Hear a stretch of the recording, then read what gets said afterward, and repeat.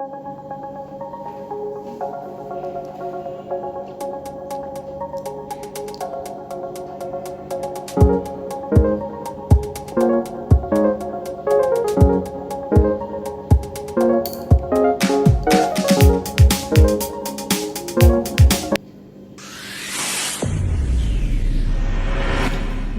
Evening বাইডি বন্ডিরা, welcome back বাগেরহাটের বাঘিনী blog. তোমরা সকলে কিরাম আছো বাইডি বন্ডিরা? আশা করি সকলে ভালো আছো। আমি তোমাকে দিদি ভালো আছি। আমি আজকে আবারই তোমাকে সঙ্গে নতুন আর একটা ব্লগ নিয়ে হাজির হয়ে গেছি। আশা করি ব্লগটা তোমাকে ভালো থাকবে। আমি তোমাকে সঙ্গে মশা ডাকাইটে রান্না করব, রান্না করে তারপরে শর্ট জলদি করে বাইরে হয়ে যাব। একটা নতুন একজন অতিথি, নতুন একজন সদস্য, নবজাতক সদস্যর আগমন ঘটিছে ক্লিনিকে। সেই সদস্যজনকে স্বাগতম জানিয়ে তার একটু দেহে আসবো, আর দেহে আসে তার একটা সুন্দর আমার মনের মতন একটা নাম দিয়ে তারপরে চলে আসবো আবার। সেই জন্যই তাড়াতাড়ি রান্নাটা সারিয়ে নেব। অনেক বুন্ডিরা আছে কি মশা কাটতে জানে না, সেই জন্য হচ্ছে মশারা তোমাকে সঙ্গে কাটতেছি বাইডি বন্ডিরা। যারা গ্রামের বাইডি বন্ডিরা আছো তোমরা তো সকলে মশা কাটতে জানো, আর কি করে কাটতে হয়, কি করে রান্না করতে হয় সবই জানো। আর অনেক শহরের বাইডি বন্ডিরা আছে তারা জানে না যে কি করে মশা কাটে। সেই জন্য তোমাকে শুনকি আর কি মশাটারে কাটতেছি। এই মশা কাটতে গেলে আমি যে ওই কাঠির মতন একটা জিনিস দেহ ফেলাইয়া দিচ্ছি, এই যে বটির ফাঁসে ফেলাতেছি। ওইটা হচ্ছে ওই মেজের কাঠি, যেমন শলা শক্ত শক্ত, ওরকম মেজের কাঠির মতন এক রকমের শক্ত শক্ত কাঠি ভিতরেতে বেরোয়। সেইটা যদি না ফেলানো হয় ওটা কলাম সিদ্ধে হয় না, রান্না করলে সিদ্ধেও হবে না, আবার যদি খাতি যাও বা খাইয়ে ফেলাও তাহলে অজমও হবে না। ওই কাঠিটা এমনই একটা ভারী শক্ত জিনিস, ওই কাঠিটারে ফেলাই দিতে হয় সেই জন্যে। আর উপরে আছে একটা প্লাস্টিকের মতন ছোট্ট ছোট্ট অংশ, সেটাও ফেলাই দিতে হয়, তারপরে কুচোয়ে নিতে হয়। আর মশাটা যে কুচোয়ে নিতেছি এগুলো হচ্ছে কলার ছোট ছোট কচি কচি কলা আর কি। এইগুলোই কিন্তু ওই কানির সাথে বড় হয়ে কলা হয়ে বেরোইছে। আর যেগুলো হবে না সেগুলো মশার মধ্যেই রয়ে গেছে ছোট্ট ছোট্ট কলা আর কি। এইগুলো ওই দেখো যে ফেলাই দিচ্ছি, ওইগুলো হচ্ছে তোমার ওই রবারের মতন একটা অংশ, আর ওই কাঠি সেইগুলো ফেলাই দিতেছি, মানে ওই শক্ত অংশ। আর ওই যে সাদা নিচে এই কুলোর ভরে থোয়া দেখতেছো মশাটা, ওডুকির হচ্ছে তোমার ওই যেটুক বটি দিয়ে আর কি কুচু করে কুচি করে তোমার বটি সাথে সাথে কাটে যায়, মানে নরম, বেশি কোনো শক্ত না। বটি দিয়ে কাটতে গেলেই তো বোঝা যাবে না কতটুক শক্ত আর কতটুক নরম। সেই শক্তটুক হলেও পিছনতে ফেলাই দেবো, আর নরমটুক সব কুচুয়ে নেবো। এই যে পিছন পাশে একটু শক্ত আছে সেইটুক দেখো এই যে ফেলায়া দিতেছি আমি। আর এই যেটুক নরম বটি দিয়ে কুচি করে কাটে সেগুলো কুচুয়ে রাখবো। আর অল্প একটু মশা রাইয়ে দেওয়া না ভিতরের দিক দিয়ে, সে বত্তা করলেও মশা ভাল লাগে, মানে বাড়ি একটা মুখরও চোখ খাবার হয় মশা বত্তা আর কি। বত্তা করার জন্য একটু রাইয়ে দেবো, আর যেটুকু ওই সাদা অংশ কুচি করে কুচুয়ে এর মধ্যে নিয়ে নেব। এই যে ছোটো অংশটা খেয়ে ফেলাবো আমি। এর মধ্যে ছোটো একটা অংশ যেমন ছোট্ট মশা বেরোয়, ওইটাই আমরা ছোটো থাকতে মা কুটতো, কোটার সময় ওই ছোটো অংশটা বের করে আমাকেও দিত, নিয়ে খা, ভাল লাগতো, আমরা খাতাম। মাঝখানের একেবারে কচি অংশটুকু আর কি। এই টুকরে হচ্ছে তোমার ওই বত্তা করার জন্যে রেখে দেবো, এই সাদা অংশটুকু ওই ছোট্ট দুখেন ওইটুক বত্তা করার জন্যে। এই দুইখান থাক।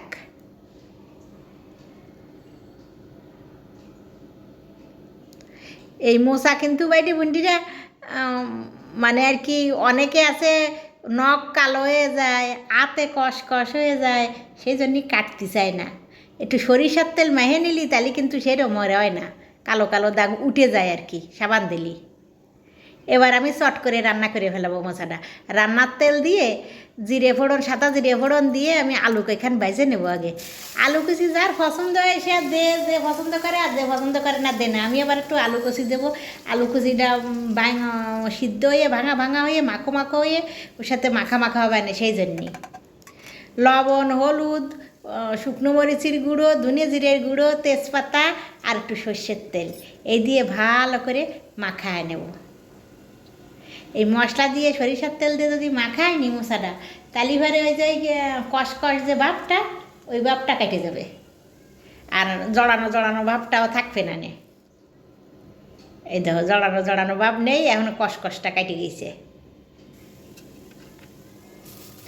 কাঁচামরিচ দিয়ে মোচা ডাঁড়া দিয়ে তারপরে কষাইয়ে এ পাশে আমি ওই চিংড়ি মাছের খোসা বাটা রস আর ছোট চিংড়ি এই মিশিয়ে জাল করে থুইলাম, সেইগুলো দিয়ে এখন মোচা ডাঁড়ে রান্না করব। এবার মোচা ডাঁড়ে দিয়ে ভালো করে কষায় নেব। মোচা ডাঁড়ে দিয়ে ভালো করে কষায় সামান্য একটু জল দেবো, এই গামলা ডাঁড়ে দিয়ে অল্প জল দিয়ে রেখে দেবো, বেশি জল দেবো না। এই অল্প জল দিয়ে রেখে তুলি ভরে মোচাটা সুন্দর মতন সিদ্ধ হয়ে যাবে না, তাহলে একটা ওই মাখো মাখো ভাব ভালো হবে না। আর অন্য জল ছাড়াও মোচা রেখে ধুলি সিদ্ধ হয়, কিন্তু তার একটু ওই টিমে আছে আস্তে করে দিয়ে ধোয়া লাগে।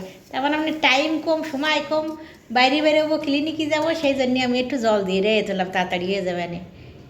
এ ভাষায় একটা খাবার আইছে, অর্ডারই খাবার, আমি কিন্তু জানি না কিটা অর্ডার করেছে। পরে শেষে ফোন করে শুনতেছি যে ফোনওয়ালা কথাছে বিক্রম পাঠাইছে। বিক্রম আমাকে টাকা দিয়ে দিছে, কয় হয় টাকা দিয়ে দিছে। এই মোরগ পোলাও পাঠাইছে, বাফেলোতে ওখানে বসে চলে টাকা দিয়ে অর্ডার করে দিছে। মাছ জন্যি আর বাস জন্যি খাবার পাঠাইছে। এই আহারি একটা রেস্টুরেন্ট খুলিছে আর এক বন্ধু, সেই জন্যই হলো এই রেস্টুরেন্টের খাবার ভালো না মন্দ খাইয়ে চেক করে আমারে দেখার জন্যই এই মোরগ পোলাও পাঠাইছে। আমি যে ভাইরিস জিনিস খাই নে তা চলে রে, কিটা বুঝবে, যতই বুঝই না কেন চলে তা ওই বাইরের খাবার অর্ডার করবে। এই দেখো যে মোরগ রান্না আর পোলাও, ভালো সেন্ট বেরোতিছে গলাম। যদি জানতাম চলে খাবার ফাটাবে, তাহলে কিন্তু আমি অনেক তড়িগড়ি করে রান্না করতে যাই না। উনি ওয়েনতে খাবার ফাটাইছে অর্ডার করে, তা ভালো হয়েছে। ছোটো ছোয়ালে কলেজ দিয়ে এসে খুশি হয়ে যাবে না আহারির খাবার পাইয়ে। ছোটো ছোয়ালে তো আগে একদিন খাইছে ওই আহারির খাবার, তো কইছে বেশ ভালোই খাবার হবো। নতুন দোকান দিছে ওরা। একটু সামান্য চিনি দিলাম আর গরম মশলা পাউডার দিলাম, গরম মশলা আর গুঁড়ো দিলাম আর সামান্য চিনি দিলাম। এই দিয়ে এখন না ভালো করে নাড়ে চাড়ে মিল করে নামায় নেব। হয়ে যাচ্ছে আমার মোচা রান্না। এই দেখো হয়ে গেছে, এখন নামায় নিলি আমার রান্না শেষ, মোচা রান্না। তাড়াতাড়ি করে আমি ওই স্নান করে তারপরে ওই ক্লিনিকের দিক চলে যাই। চলো, আমি ওই যে নতুন অতিথির জন্য কয়টা টুকটাক গেঞ্জি টেঞ্জি কাপড় চোপড় কিনে ভালো করে সাবান দিয়ে ওই স্যাভলন দিয়ে ধুয়ে কড়া রোদ্দুরি দিলাম। যে কোনো নবজাতকরে যতই স্মুথ কাপড় হোক না কেন, সুন্দর করে সাবান শ্যাম্পু তো না, স্যাভলন দিয়ে ভালো করে জীবাণুমুক্ত না করে ভালো করে রোদ্দুরি না দিয়ে পরাতে হয় না। তাহলে পরে ওই যে অ্যালার্জি, তারপরে র্যাশ, এইগুলো বেরোয় যায় জীবাণু থাকলে পরে। যত এইগুলো অ্যালার্জি জাতীয় জিনিস, র্যাশ জাতীয় জিনিস বেরোবে এই কাপড় চোপড়েরতেই এগুলো আসে বেশি, ওই জন্যই রোদ্দুরি শুকোয় নিতে হয়। চলো যা যাক, নবজাতক সেই নতুন অতিথিরে দেখে আসি তোমাকে সাথে করে নিয়ে।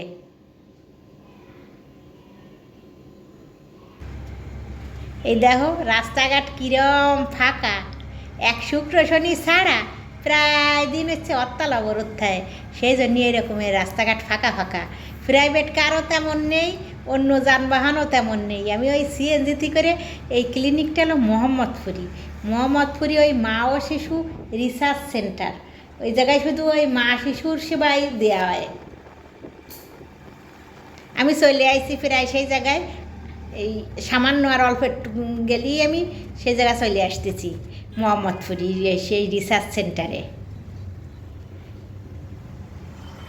হরতালের জন্যই সব ফাঁকা ফাঁকা ফাঁকা ফাঁকা। এই যে আমি চলে আইছি হাসপাতালে বাইরে বন্ডিরা।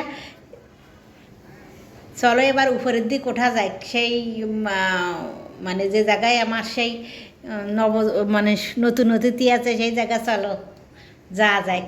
চারিদিকের পরিবেশটা বাড়ি সুন্দর, তাই তোমাকে একটু চারিদিকটা দেখাতেছি। এই পাশে সুন্দর ফুলির বাগান দেখতেছি ওই ধারে, তারপরে ও পাশে আরও বড় বাগান আছে, বাম সাইডে ডান সাইডে দুই পাশেই সুন্দর বড় বড় বাগান গাছপালার, ভালো সুন্দর একটা পরিবেশ হাসপাতালের চারিদিকটা। মানে ফুলের মতো পবিত্র, যেমন নবজাতকরা আসে এই জায়গায়, সেরকমের চারিদিকও সুন্দর সাজানো গোছানো পরিবেশ একটা।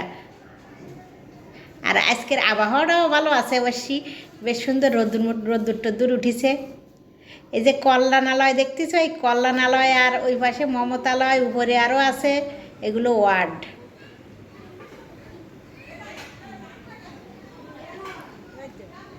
ওটো ওটো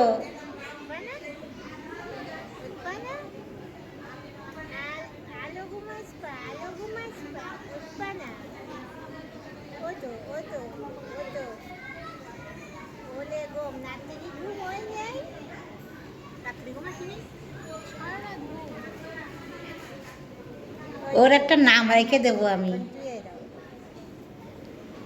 নামটা হলো রাজলক্ষ্মী রাখিছি আমি ওর। তাই এই রাজলক্ষ্মীর নামটা ওর মা বাবা মারে বলে আইছি যে রাজলক্ষ্মী নামটা ওর বার্থ সার্টিফিকেটে দেবা। এই নামটা আমার খুব পছন্দ, সুন্দর একটা লক্ষ্মীর মতো চেহারা আইছে, রাজলক্ষ্মী নাম রাখবা। তাই কই আমি সেনতে বেরোয় আইছি। তা তোমরা সকলে রাজলক্ষ্মীর জন্য আশীর্বাদ দোয়ারাইও বাইডে বন্ডিরা, নতুন অতিথি। আজকের ব্লগ এই পর্যন্ত। তোমরা সকলে ভালো থাও, সুস্থ থাও, সকলে ভালো রাখো। আবার তোমাদের সাথে আমার দেখা হবে নতুন আর একটা ব্লগে। সেই পর্যন্ত সকলে ভালো থাও, সকলে সুস্থ থাও। আমি এখন বাসার দিক রওনা দিয়ে চলে যাচ্ছি, ফাঁকে আবার ট্রেন যাচ্ছে, সেজন্য দাঁড়ায় গেছি।